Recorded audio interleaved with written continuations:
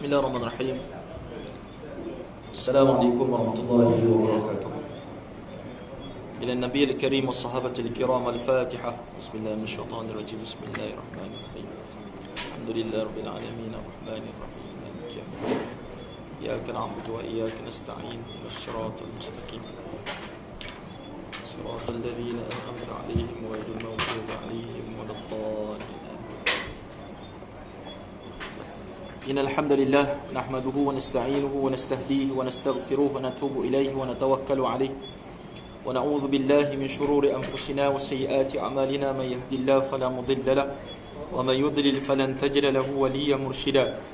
Asyhadu an la ilaha illallah wa asyhadu anna Muhammadan 'abduhu wa rasuluhu wa safiyyuhu min khalqihi wa habibuhu ishtabahu rabbuhu rahmatan lil 'alamin bashiran wa nadhiran bayna yaday as-sa'ah adda al-amanah wa nasaha al-ummah وكشف الله به الغمة وجاهد في الله حق جهاده وتركنا على النحجة البيضاء ليلها كنهارها لا يزيغ عنها إلا هالك. أما بعد.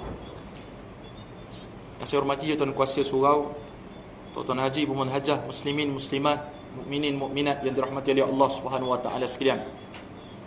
Syukur pada Allah Azza wa Jalla kerana kita dapat bertemu pada malam ni, walaupun sebagai pemain gantian sahaja, tapi kita akan mukaddimahkan pengajaran, pembelajaran faraid, permasalahan dan jawapannya, dan insya-Allah kita akan menekuninya pada tahun 2021 nanti insya-Allah. Malam ni sebagai mukadimah kepada kita ni, buku ni tuan-tuan Allah Subhanahu wa taala yang pernah saya tulis dan saya susun dan telah diulang cetak beberapa kali, dan cetakan ni kita cetak khususnya untuk mencari dana bagi Mahat Tahfiz Vocational Baitul Diya. Jadi kalau tuan-tuan perasan dalam buku ni ada diselitkan iklan ada iklan di bahagian depan tu, dana pembangunan dan pengurusan Mahat Tahfiz Vocational Baitul Diya. Jadi kalau malam ni tuan-tuan tak bawa duit tapi berminat untuk dapatkan buku ni, tuan-tuan boleh transfer terus ke dalam akaun, kedua-dua akaun itu sebut insya-Allah. Tapi saya lebih refer kepada akaun Maybank lah. Sebab setakat ni Bank Rakyat berat, susah nak mengeluarkannya tu. Jadi insya-Allah tuan-tuan Allah SWT sekalian, buku ni asalnya RM20. Hari ni diskaun RM5 sempena tahun baru, jadi RM15 saja. Jadi tuan-tuan beruntunglah jimat RM5 berbanding tempat lain. Hadirin mati Allah SWT sekalian, dalam buku ni terdapat lebih kurang soalannya lebih kurang 130 soalan, soal dan jawab. Saya susun buku ni dalam bentuk soal dan jawab.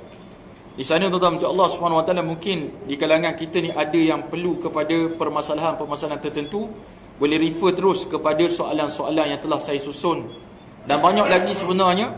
Dan insya-Allah buku ni akan dimurnikan lagi pada masa depan insya-Allah. Cuma masa je tidak ada untuk saya tekun mengupdate balik buku ini. Tapi insya-Allah lah satu masa nanti kalau diizin Allah SWT, saya akan update banyak maklumat yang terbaru dalam buku ni insya-Allah. Hadirin mati Allah SWT sekalian, insya-Allah kita mukadimahkan. Bismillahirrahmanirrahim. Muka surat 5, soalan yang pertama. Apakah dimaksudkan dengan ilmu faraid? Apakah dimaksudkan dengan ilmu faraid?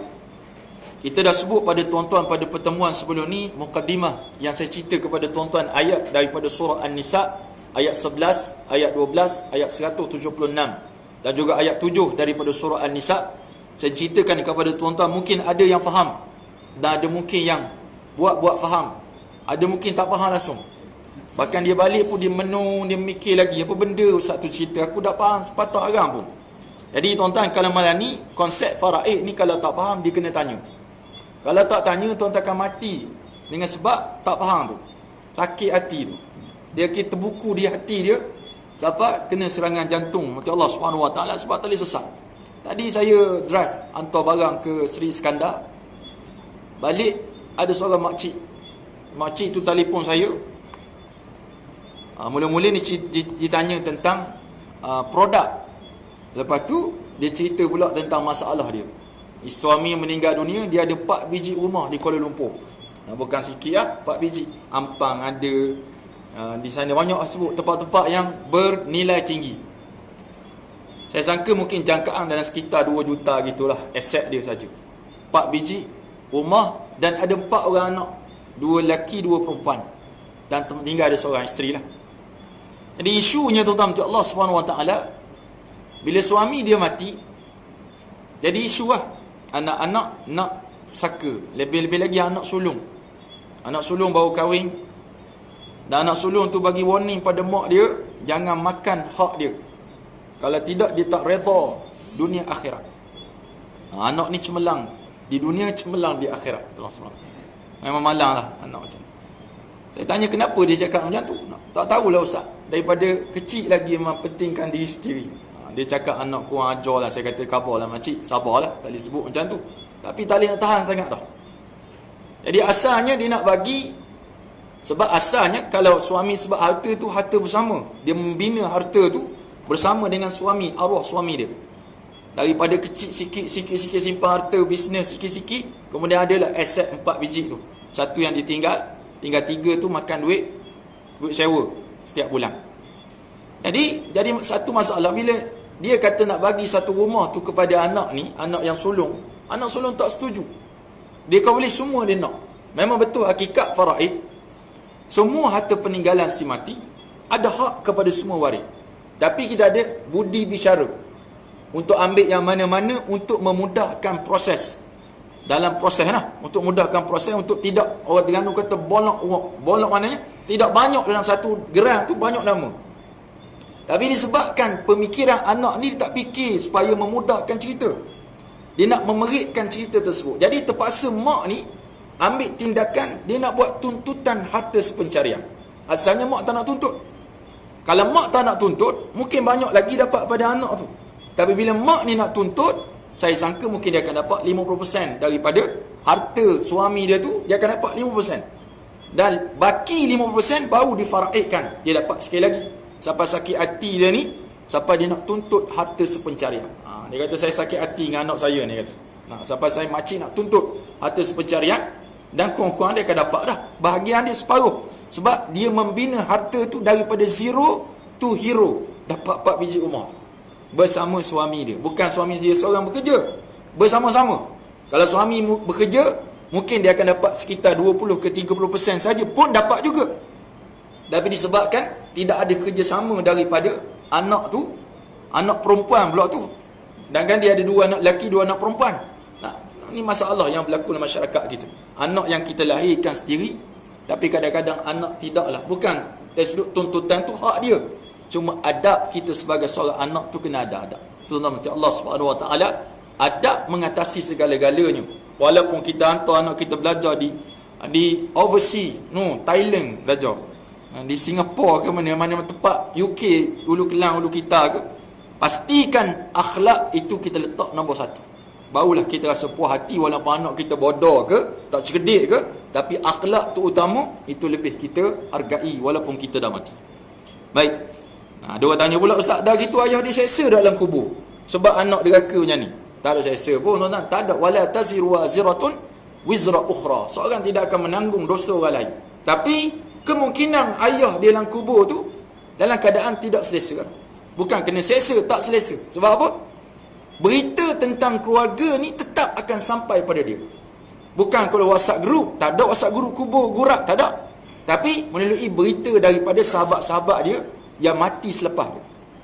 Itu yang disebut oleh Imam Qurtubi, dan sering saya ulangkan kepada tuan-tuan dalam kitabnya Tazkirah fi Ahwalil Maut wa Umuril Akhirah. Baik, faraid dari segi bahasa bermaksud bahagian ataupun kadar. Bahagian ataupun kadar. Dari segi istilah syarak, bahagian yang ditentukan daripada harta benda yang akan dipusakai. Maknanya bila kita sebut faraid ni, kita tahu bahagian kita berapa, dan kita tahu pula syarat kita apa untuk mendapatkan faraid tersebut. Kadang-kadang mak mertua pun tanya, kalau menantu saya mati, saya dapat dah faraid? Dia kena tahu juga, sebab tak layak dapat. Sebab tidak ada hubungan darah dengan menantu kita tu. Satu. Lepas tu kita hubungan apa? Hubungan sebab dia kahwin dengan anak kita, barulah kita ada hubungan dengan dia. Kalau tak kahwin, tak ada. Tapi ada juga mak mertua minta Allah SWT. Macam kes baru ni, ibu angkat dapat pusaka faraid. Mana ada ibu angkat dapat faraid? Ibu angkat dapatlah angkat saja. Dia akan dapat kalau buat wasiat ataupun hibah daripada harta peninggalan. Kalau tak buat dua tu, memang tak ada hak langsung dari sudut faraid diberikan kepada mak angkat. Bagi orang yang ada angkat-angkat ni tuan sekian, kalau kata ihsan kepada mak angkat, ihsan kepada anak angkat, dua cara je. Hibah ataupun wasiat. Kalau nak tunggu faraid, kucing bertanduk pun takkan dapat hibah atau takkan dapat faraid bagi anak angkat ataupun bapa angkat, pak ura angkat. Ikutlah tuan-tuan nak angkat siapa-siapa dah. Takkan dapat yang angkat-angkat. Yang dapat hubungan darah ataupun hubungan perkahwinan dan sebagainya.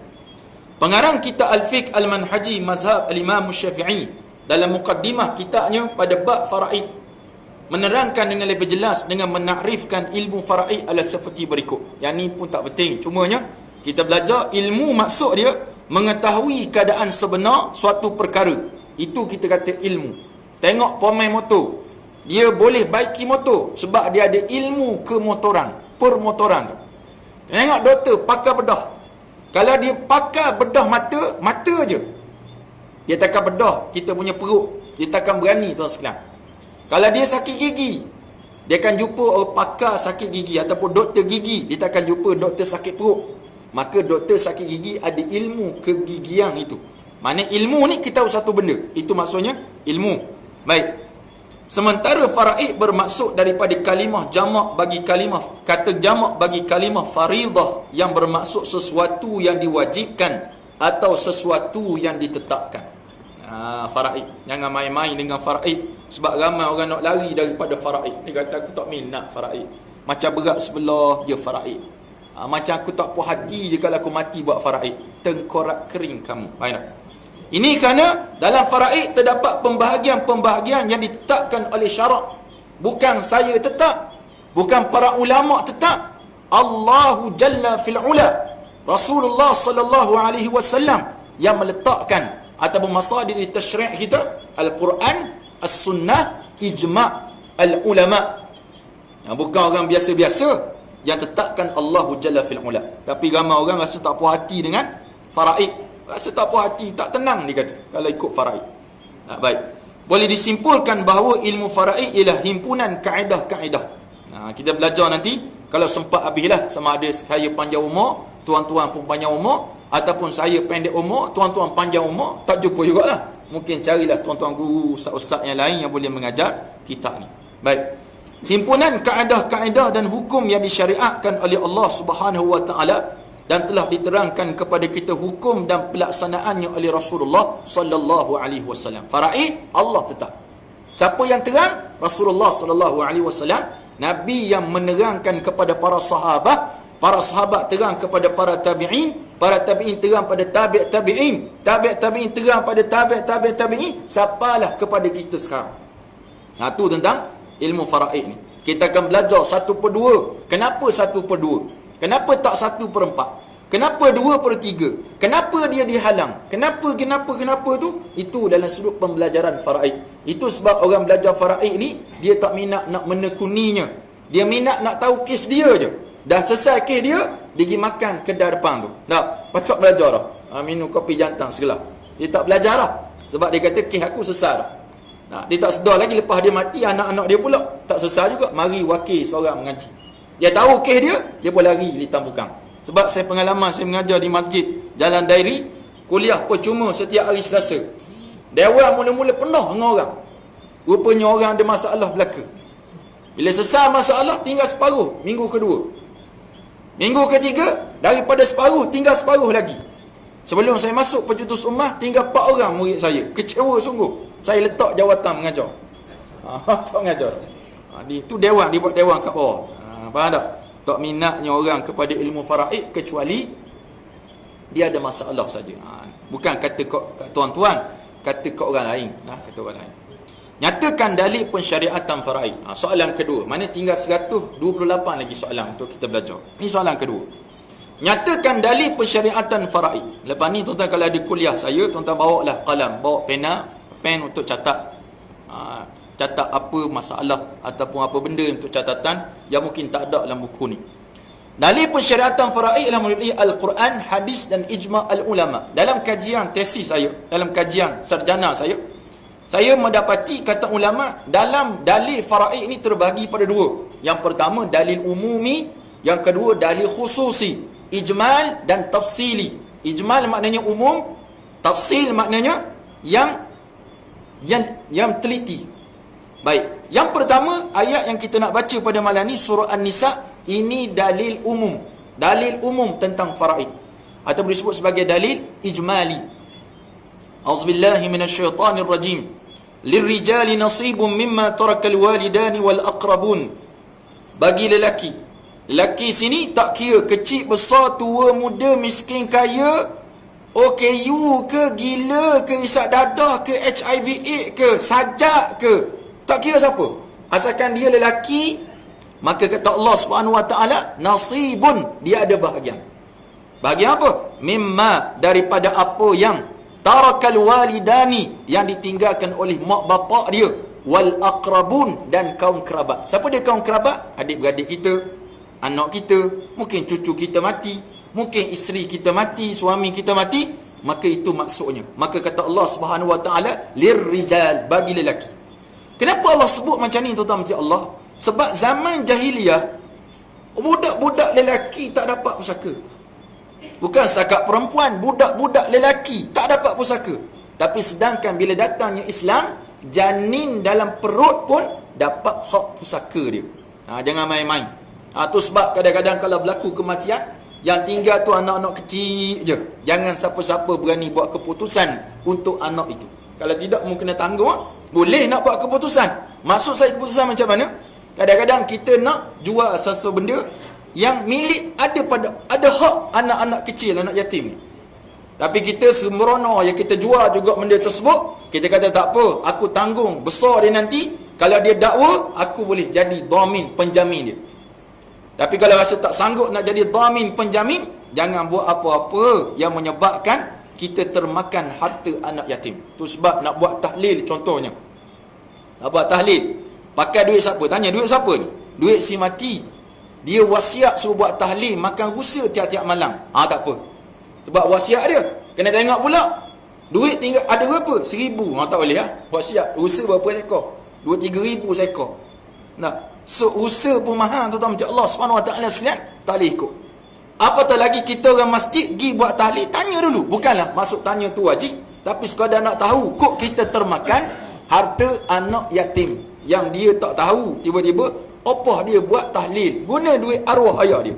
Sedangkan benda tu orang kata bagus tahlil, puji Allah, selawat pada Nabi SAW, doa kepada arwah, tapi rupa-rupanya kita termakan harta anak yatim tersebut. Tu sebab nak buat tahlil, pakai duit yang orang letak dalam tabung tu. Itulah yang pakai. Ada juga orang tanya, duit dalam tabung tu kena faraid tak? Tak perlu faraid. Gunalah kepada ahli waris yang paling memerlukan. Siapa paling memerlukan? Kalau mati tu suami, confirm lah isteri dia paling memerlukan. Anak-anak kecil dia kalau ada, ataupun ayah dia yang susah, mak yang susah, maka kita bagi bukan dengan cara faraid, bagi mengikut keutamaan siapa yang paling perlukan duit tersebut. Jangan pula dia faraid, pandai-pandai pula faraid, duit khairat kematian dia faraid.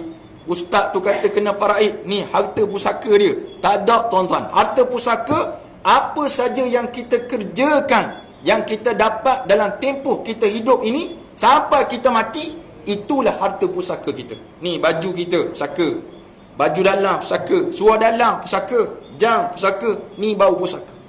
Kalau duit orang bagi selepas tu, itu bukan pusaka, itu adalah sumbangan daripada orang, kita guna untuk maslahat kepada si mati juga. Baik, kemudian Allah kata lagi, walinisai, dan bagi orang perempuan. Sama juga, kecil, besar, tua, muda, miskin, kaya, putih, cerah, kuning, oranye, tak kira tak. Asalkan dia perempuan, mesti ada hak yang ditinggalkan oleh ibu bapa dan kerabat, mimma qalla minhu aw kasur nasiban mafruḍa. Sama ada kecil sikit ataupun banyak, ketentuan yang Allah Subhanahu wa taala telah tetapkan kepada kita. Hadirin mati Allah Subhanahu wa taala, ayat ni bila turun, ayat ni memansuhkan adat jahiliah yang berlaku pada zaman sebelum datangnya Islam, iaitu mereka mendiskriminasikan perempuan. Orang perempuan tak dapat pusaka. Menangislah keluar air mata darah, hingu sekalipun takkan dapat pusaka pada zaman jahiliah. Itu sebab kalau ada geng-geng Siti binti Sajjad, Siti binti Kasim dan sekutu-sekutu berat nanang mereka itu, kalau mereka kata Teruklah faraid ni sebab perempuan dapat sikit daripada lelaki. Kita kata wahai Siti binti Kasim, kena ngom molek-molek sister in Islam, bahawa zaman dulu tak ada langsung untuk perempuan. Mari je Islam angkat kedudukan orang perempuan pada tempat dia, iaitu apa dia? Dia ada hak juga. Dalilnya mana? Dalil daripada surah An-Nisa ayat 7. Inilah dalil menunjukkan bahawa dimansuhkan adat jahiliah. Maknanya sebelum turunnya ayat ni masih lagi berjalan adat itu. Mati je orang perempuan tak dapat. Bila turun je ayat ni, maka tuan-tuan Allah bergembira wanita-wanita pada zaman Nabi sallallahu alaihi wasallam sebab dia ada hak untuk mendapat pusaka. Itu. Baik. Jelas dah. Saya laju sikit tuan-tuan sebab masa tak boleh lama-lama berhimpun ni. Kan kena lain macam lah, kena sambang kan. Terdapat juga ayat-ayat yang lain menunjukkan persyariatan hukum faraid ini. Maka di bawah ini dinyatakan secara jelas mengenai ayat-ayat tersebut. Di sinilah tuan-tuan perlu dhabit ataupun catat apa yang patut tuan-tuan catat untuk tuan-tuan faham. Bukan untuk kita orang faham, tuan-tuan sendiri faham macam mana. Baik, bismillahirrahmanirrahim. Ayat yang saya baca selepas ni ayatnya secara tafsili, ayat yang diterangkan secara detail satu persatu. Dan saya pernah sebut kepada tuan-tuan, hebatnya faraid ni, hukum faraid ni hebat macam mana. Kalau Allah perintah kita semayang, saya ulang sekali lagi, mungkin ada tak datang dalam kuliah saya sebelum ni. Kalau Allah perintah tentang semayang, Allah sebut wa aqimus salat, dirikan semayang. Dirikan semayang. Tapi Allah tak sebut secara detail bagaimana cara solat dalam Al-Quran. Cuma Nabi sebut sallu kama raaitumuni usalli. Kamu semayang seperti mana kamu lihat aku semayang, kata Rasulullah sallallahu alaihi wasallam. Haji dan umrah sama. Wa atimul hajja wal umrata lillah. Sempurnakan haji dan umrah kerana Allah. Dalam Al-Quran tak sebut cara manasik haji, cara tawaf macam mana, cara sa'i macam mana, jamrah macam mana, nak pakai ihram, niat di miqat macam mana. Tapi Nabi sebut khudhu anni manasikakum, ambil daripada aku kerja buat haji kamu. Tapi bila mana Allah sebut bab faraid, melibatkan harta benda, sama ada bab hutang ke, bab riba ke, asal harta, Allah terang detail. Sebab apa? Manusia ni berat wan nanang. Allah SWT tahu berat wan nanang, berat 66. Deginya satu. Tu sebab Nabi-Nabi para anbiya ni, salah satu posisi penting waktu mereka kecil, jaga kambing. Sebab sifat manusia ni, saya kata manusia, saya pun manusia, sifat manusia ni macam kambing. Lagi orang larang, lagi tu dia buat. Lagi larang, lagi buat. Lagi orang kata tak sah buat, buat. Orang kata tak boleh pakai topi Santa Claus, dia pakai juga topi Santa Claus. Orang kata jangan buat, tak apa, kita meraihkan seluruh agama. Ni orang yang tak reti. Orang macam ni kita angkat jadi pemimpin, berat nanam. Orang tak reti, meliberalkan. Ini kan golongan liberal. Tak apa, pakai je, bukannya haram. Dah keluar dah fatwa, tak boleh pakai, haram. Dah kata tak haram, kok mana lagi?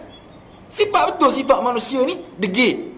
Tu sebab dalam Al-Quran Allah ulang surah kisah Nabi Musa, kisah Bani Israel, kisah Nabi Musa, Bani Israel. Buka Al-Baqarah ada Nabi Musa, Bani Israel. Bila kaji-kaji balik sebab apa? Sebab kita orang Islam ni semakin hari nak ke arah perangai macam Bani Israel ni lah.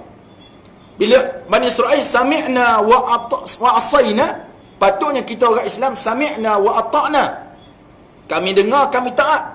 Tapi disebabkan terikut dengan budaya ni, bahkan Nabi kata shibran bi shibrin wa zira'an bi zira'in, sikit-sikit kita ikut budaya orang barat sampai mereka masuk lubang biawak sekalipun kita follow, tuan-tuan. Itu sebab Allah ulang cerita Nabi Musa dan kedegilan Bani Israel, sebab nak khabar kepada orang Islam, hei orang Islam, jangan jadi macam Bani Israel yang mereka menyebut sami'na wa asayna, kami dengar tapi kami langgar perintah Allah Subhanahu Wa Taala. Dan orang Islam kita dapat lihat sekarang betapa beraninya mereka melanggar aturan Allah Subhanahu Wa Taala. Bahkan dosa yang dia buat tu dianggap macam normal, menormalisasikan dosa. Ni keluar sikit daripada tajuk ni sebab semangat telah datang Allah Subhanahu Wa Taala. Nak cerita kepada tuan-tuan beratnya keadaan kita, berat sungguh keadaan. Baik, kita masuk ayat ke-11. Auzubillahi minasyaitonirrajim. Yusikumullahu fi auladikum lidzakari mislu hazzil unsayain. Allah perintahkan kamu mengenai pembahagian harta pusaka untuk anak-anak kamu, iaitu bahagian seorang anak laki-laki menyamai bahagian dua orang anak perempuan. Ayat pertama lagi Allah letak dah. Yang ni pun kata puas hati dah. Allah SWT tak puas hati dah. Dia kata tak boleh ini. Apa? Why Allah letak macam ni? Dia kata. Kenapa macam ni? Ni yang sistem Islam ajukan. Yang dia duduk main meragukan kita. Kita kata betul juga. Kenapa Allah tak buat sama je, senang. Laki satu, perempuan dapat satu. Laki panjat pokok, perempuan boleh panjat pokok. Ni nak sama rata belaka. Semua boleh. Malaysia boleh. Allah SWT. Hakikatnya Allah saja tahu, seperti mana disebut oleh Syekh Ali As-Sabuni dalam kitabnya Ahkamul Mawaris fi Dawi Syariatil Islamiyah fil Quran was Sunnah. Disebut apa tuan-tuan? Allah SWT kelebihan kenapa diberikan lebih kepada lelaki, sebab tanggungjawabnya cukup besar berbanding perempuan. Yang ni pun dia tak puas hati. Dia kata sekarang ustaz, sama je. Lelaki tanggungjawab besar, perempuan pun tanggungjawab besar. Maka kita jawab, ghalibnya, biasanya tanggungjawab yang paling besar ni orang lelaki. Cuma yang menjadi teruk nampak faraid ni, orang lelaki juga ada masalah. Sebab dia ambil hak dia sebagai seorang lelaki-lelaki, tapi dia lupa hak sebagai seorang anak, sebagai seorang saudara. Dia tak tanggung adik-beradik perempuan yang susah. Dia tak kisah adik-beradik perempuan yang susah. Dia banyak harta dah, tapi dia tamak lagi. Ini sifat. Walaupun dia ada hak, tidak semestinya haknya kita tuntut, tuan-tuan sekalian. Kita ada tanah. Saya contoh, saya ada adik-beradik 7 orang. Ayah saya meninggal 2 tahun lepas. Saya ada tanah di kampung Cik Zana. Lepas tu ayah tinggalkan sebidang tanah. Situ ada 2 biji rumah. Rumah abang saya satu duduk, rumah arwah apa pun situlah. Rumah sebiji, rumah arwah ayah. Saya tengok adik-beradik saya susah. Takkan saya yang ada tanah ni kata tak apa, aku nak juga hak aku. Baik hu, baik kru, aku nak juga. Kalau tuan-tuan ada sifat macam ni, tuan-tuan, Allah SWT, anak-anak kita akan buat gitu juga pada kita, tuan-tuan. Patut ada sifat ihsan. Tengok dia tak ada harta, tak apalah, aku tak say harta aku tak nak. Tak nak disebut takharuj, keluar daripada pemilikan. Bukan bermakna aku ni nak nama, nak juga nama. Baik hu, baik kru, nak nama. Sapal banah nama atas geran. Sebab apa? Ni hak aku, mesti aku tuntut. Tak boleh main, dia kata tanah nanti. Mau jual tanah, macam-macam dia mainan. Dan syaitan pun ambil tempat dia untuk menghasut kita. Akhirnya dirahmati Allah SWT, yang miskin semakin miskin, yang kaya semakin kaya. Tak ada. Ini yang berlaku. Sama adik-beradik pun kita balah, tuan-tuan, Allah SWT. Apatah lagi kita nak cerita tentang Palestin, antara Israel dengan umat Islam Palestin. Kita pun balah adik-beradik. Tak balik raya, tak balik rumah, tak pandang muka, tak bercakap langsung. Ni hakikat yang berlaku, yang patut kita telan. Akibat daripada harta benda, porak peranda keluarga.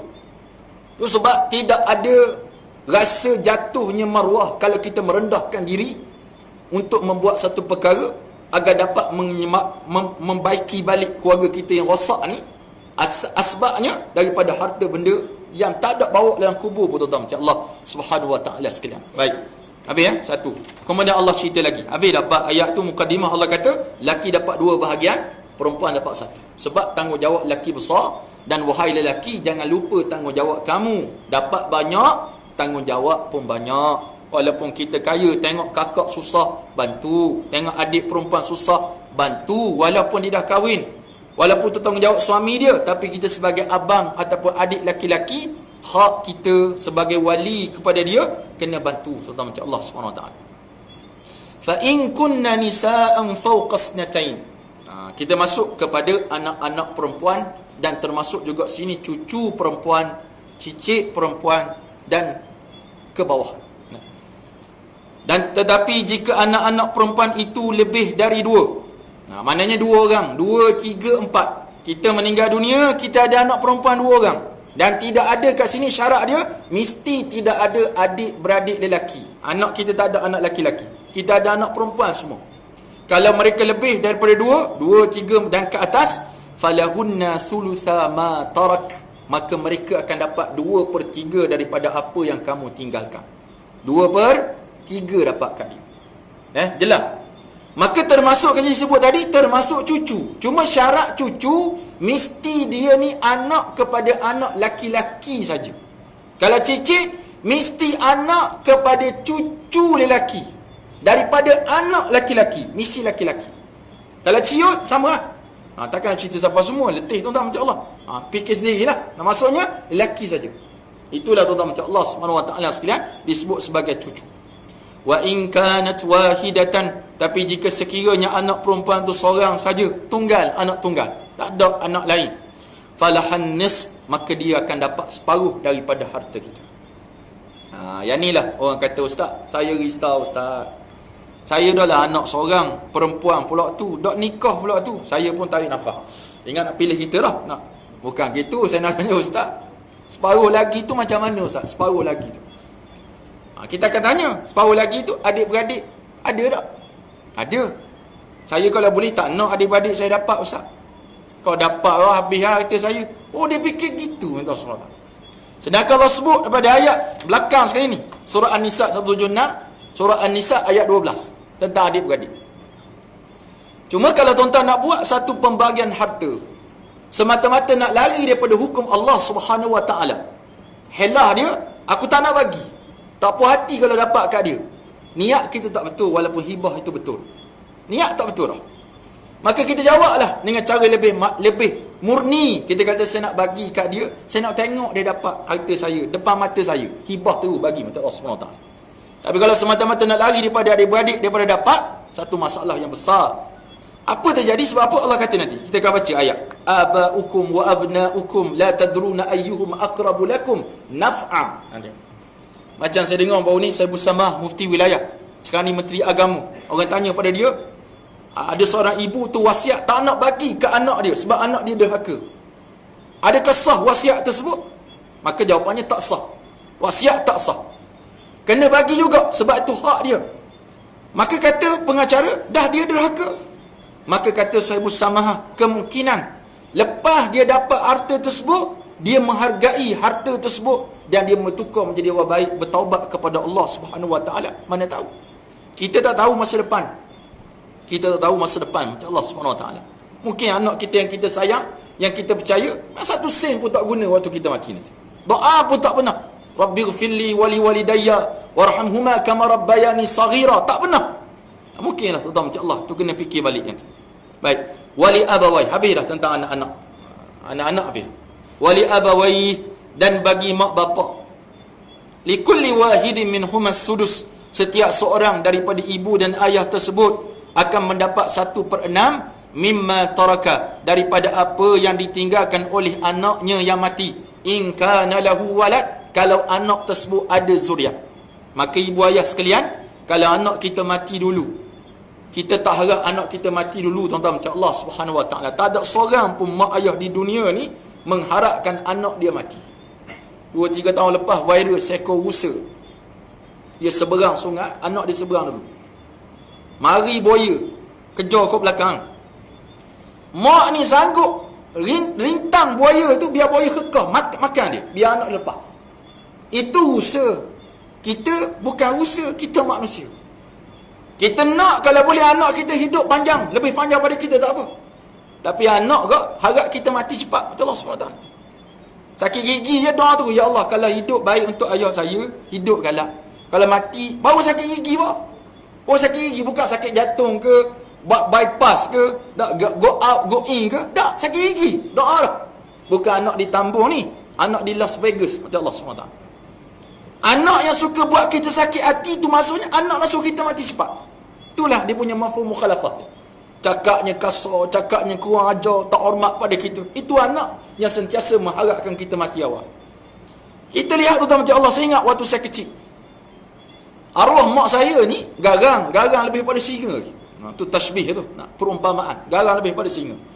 Dia godang kita pakai penyapu lah. Tak pakai rotan biasa, nyapu terus atas belakang. Tapi waktu malam, waktu kita tidur, pakai kelambu. Nyamuk banyak tepi pantai. Rumah saya tepi Fisyatil Bahr, dekat tepi pantai. Betul-betul belakang rumah pantai tu. Bunyi ombak besar dan sebagainya. Jadi waktu malam dia pakai torchlight, dia masuk dalam kelambu, dia suluh nyamuk. Oh, banyak. Kita dengar dia kata banyak nyamuk. Dia bunuh nyamuk tu mandatory. Memang hacul lebur nyamuk dia nganyang.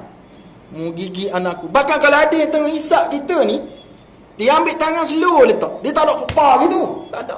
Punya dia jaga anak. Tapi anak boleh jaga mak macam tu? Tak ada. Tak ada lah macam Allah SWT. Saya tahu cerita yang tu, sedih tu Allah SWT. Sebab mak saya tak ada, saya ni anak yatim, lagi piatu. Baik. Kemudian Allah kata ya, mak ayah, kalau anak kita mati, dia ada zuriat, kita akan dapat 1/6. Setiap seorang. Asasnya 1/6. Mak 1/6, ayah 1/6. Fa illam yakun lahu waladun, tetapi jika si mati itu tidak mempunyai anak, wa warithahu abawahu, sedang yang mewarisinya hanyalah kedua ibu bapanya, fali ummihi thulus, maka mak dapat 1/3. Mamat mati, dia ada ayah seorang, dia ada mak seorang, dia tak ada anak, maka mak dapat 1/3, baki semua dapat kepada ayah 2/3. Raya Cina ayah 2/3 tu. Kalau anak tu jutawan, main saham jutawan, tak, biar huduh asalkan kaya, apa dia istilah dia, hashtag, biar tak handsome asalkan kaya dah, hashtag tu. Tengok tuan, hashtag kemain sekarang. Anak kaya, tak kahwin pula, baru nak kahwin, gagal tak kahwin, mati anak tersebut sebab tak kahwin. Mak 1/3 daripada harta. Kalau dapat 9 juta, mak 3 juta dapat, ayah 6 juta. Jangan pula mak rasa nak argue, dia kata saya tak aci macam ni, saya yang mengandungkan dia, menyusukan dia. Ayah mana menyusu, ngandung pun tak, dia yang tukang mengandungkan saya. Tu ayah. Tak boleh kau begitu makcik, sebab tugas makcik adalah menghabiskan duit ayah tadi tu. Jangan risau, simpan duit 3 juta tu, yang 6 juta tu habiskan. Kita lagi melancong ke Anyar ke Karabi ke, asalkan tak ada COVID, boleh pergi. Duit simpanlah ASB ke tabung haji ke, duit kita. Tu sebab tugas wanita salah satunya menghabiskan duit lelaki. Baik. Setuju tak? Tak setuju. Tak betul, orang lelaki tanggung perempuan. Mana orang perempuan tanggung lelaki? Tu sebab kiki, bukan kiki. Nak minta lelaki lah, tu tanggungjawab kita. Sebab mu nak nikah sangat, mu kena tanggung habis. Tanggung dan jawab habis. Apa dia nak, kita kena bagi. Tapi mengikut kadar kemampuan suami. Tu sebab Allah buat comel sangat dah. Kenapa isteri dapat, mak dapat sikit daripada ayah? Sebab tanggungjawab ayah tu besar. Mak tak perlu nak tanggung lah, tapi ayah tu menanggung.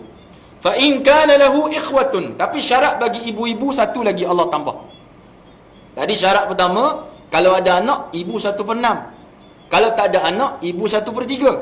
Tapi kata Allah, fa in kana lahu ikhwatun, tapi jika sekiranya si mati itu mempunyai beberapa orang adik-beradik, 2 dan ke atas, fali ummihi sudus, mak pula akan tukar daripada 1/3, dia akan dapat 1/6. Adik-beradik ni tuan-tuan, kalau seorang tu mati, dia ada adik-beradik, dan dia ada ayah, dan dia ada mak, asal ada ayah je, adik-beradik takkan dapat pusaka. Takkan dapat pusaka. Tapi kalau dalam kes ni, contohnya mak mati, dia ada ayah seorang, dia ada adik-beradik 3 orang, ataupun 2 orang, ataupun seorang laki-laki, seorang perempuan, asalkan 2 dan ke atas. Dan dia ada mak.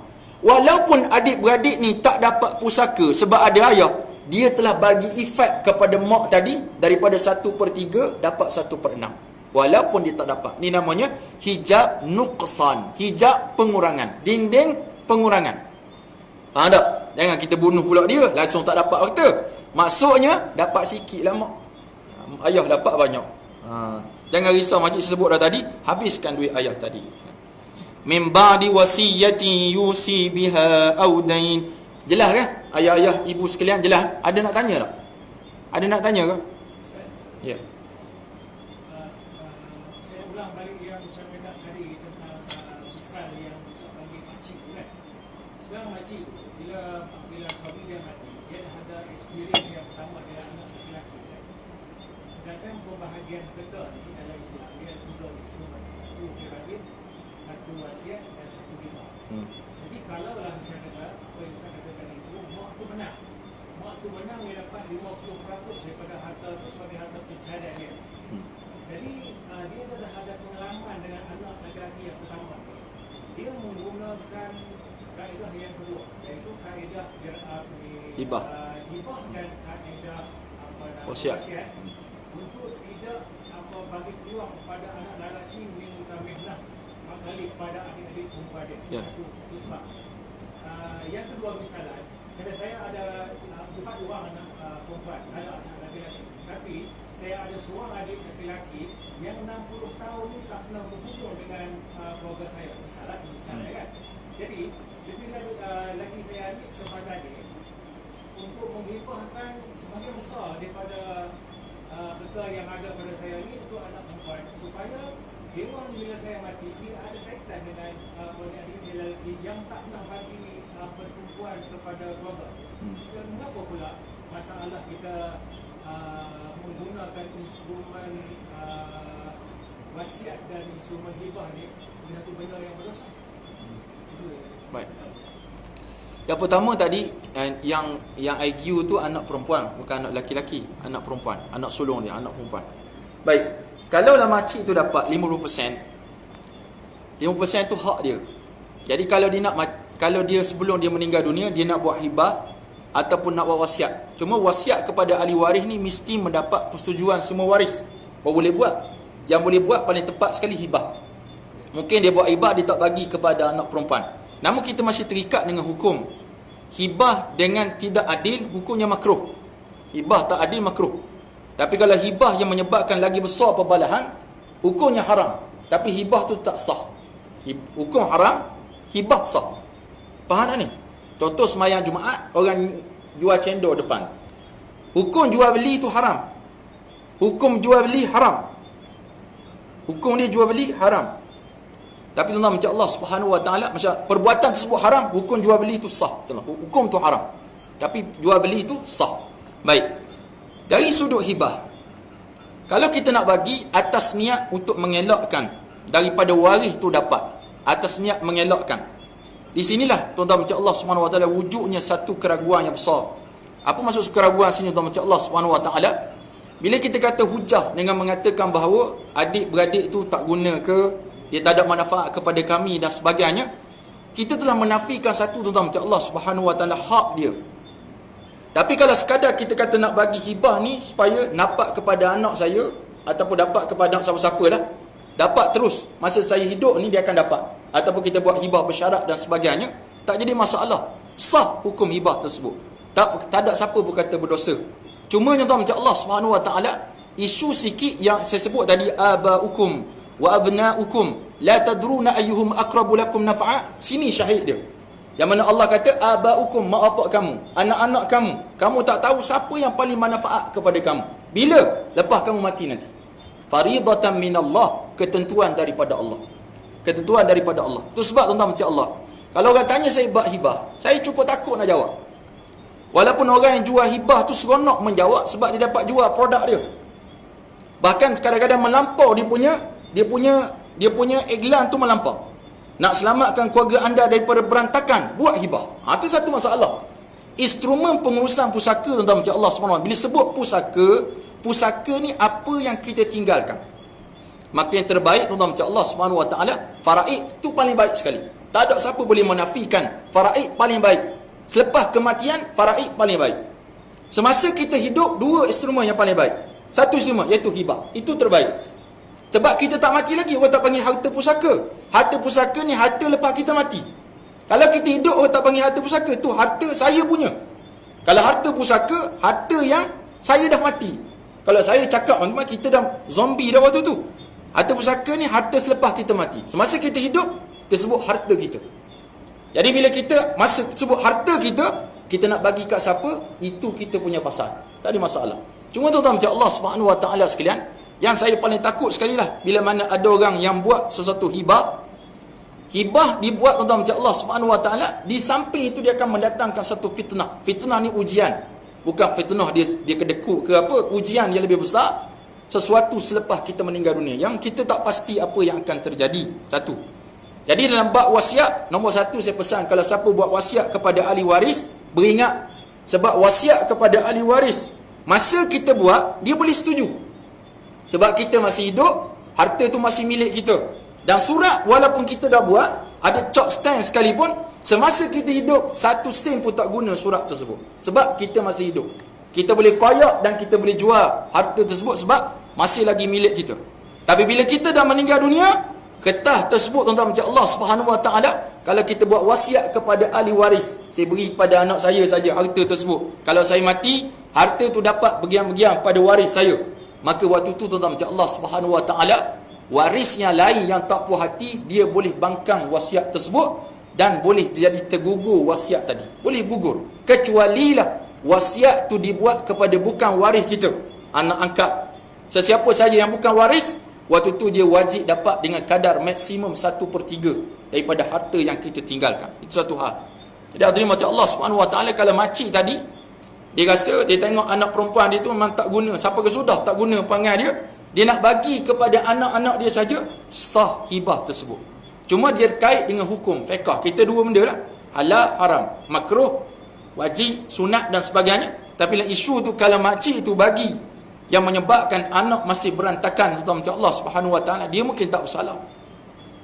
Anak tu lah sebab jahilnya. Cuma yang saya takut terutama Allah Subhanahu Wa Taala, sebab kita keterkaitan dengan mazhab Imam Syafi'i, bagi ta'dil hukumnya makruh. Makruh ni Allah tak suka, tak ada keberkatan. Tapi kalau kita bagi dengan sebab menzalimi waris yang lain, hukumnya haram, tapi sah tersebut tetap sah tentang hibah tersebut. Wallahu a'lam. Jadi hadirin mati Allah Subhanahu Wa Taala sekalian, ini ayat yang kita baca tadi. Aba'ukum, mak bapak kamu. Allah kata min ba'di wasiyatin, selepas diselesaikan wasiat. Dah selesai wasiat, yusi biha au dain, atau yang diwasiatkan dengannya, atau hutang. Tuan-tuan perhatikan ayat ni, tuan sekalian. Kenapa Allah dahulukan wasiat sebelum hutang? Di sini Syekh Ali Al-Sabuni sebut didahulukan wasiat sebab nak tarik perhatian manusia jangan main-main dengan wasiat satu. Hukum buat wasiat adalah sunat. Asalnya wajib, tapi dia jadi sunat selepas turun ayat faraid. Asalnya wajib. Ayat 175 tak silap saya, asalnya wajib. Bila turun ayat 11, 12, 176 ni, dia jadi sunat saja. Dan sunat tu kepada siapa? Sunat tu kepada waris-waris yang tak layak terima pusaka ataupun bukan waris kita. Yang ni kalau orang yang jual wasiat cerita macam ni, tuan-tuan boleh puji dia, dia seorang yang jujur. Tapi kalau dia tak cerita pada tuan-tuan, hati-hatilah, dia hanya nak menjual kepada kita. Dia tak sedar bahawa waris akan menuntut di belakang. Contoh tadi, kalau ada 4 orang anak perempuan, tak bagi seorang, kita wasiat 4 orang ni je. Yang ni dia boleh argue tuan-tuan Allah Subhanahu Wa Taala dengan wasiat 4 anak tadi. Tapi kalau dia tak kisah pun tak ada masalah lah. Tapi takut dia argue, maka wasiat tadi tak boleh. Kena ikut kot faraid pula. Tu.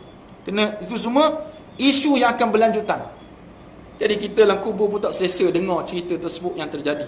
Tu sebab saya pesan, mana-mana orang jumpa dengan saya, kalau dalam melibatkan benda-benda yang susah nak bagi, rumah, tanah dan sebagainya, nak hibah, boleh hibah.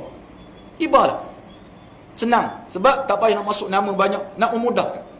Tapi kalau melibatkan yang mudah, dikeluarkan duit dan sebagainya, tinggallah sikit untuk difaraidkan kepada waris kita, dan juga pada waris yang mungkin kalau kita tak suka dia dapat juga kat dia, agar dia tak bunyi banyak nak tutup mulut. Wallahu alam, dia akan datang.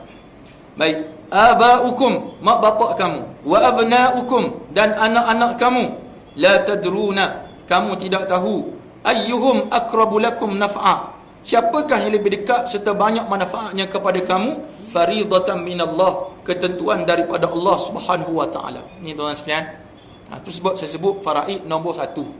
Sebab faridatan minallah, ketentuan daripada Allah Subhanahu Wa Taala, bukan ketentuan daripada orang biasa, tapi Allah Jalla fil Ula, innallaha kana, satu lagi Allah tekan, takkidkan lagi, Allah kata sesungguhnya Allah kana aliman, Allah ni sifat dia maha mengetahui, hakiman, bijaksana. Kita bijak sini ya, Allah bijaksana sungguh. Allah tahu benda yang akan datang, apa terjadi kepada kita. Kita ikut saja apa yang Allah tetapkan, itu yang lebih afdal. Seperti mana jawapan daripada Syekh Wahbah Az-Zuhaili yang kita yang fiqh Islami wa adillatuh, dia kata aku lebih suka untuk kalian mengikut perintah Allah Subhanahu Wa Taala, sebab dia dekat dengan keredaan Allah Subhanahu Wa Taala, dekat redha Allah satu, dan keberkatan daripada Allah Subhanahu Wa Taala. Apabila tuan-tuan Allah Subhanahu Wa Taala ayat 11, 7 dan 11 daripada surah An-Nisa ni, insya-Allah kita akan sambung pada pertemuan yang akan datang dalam bicarakan ayat ni dengan izin Allah Subhanahu Wa Taala. Minta maaf kalau terkasar bahasa, tersilap bicara.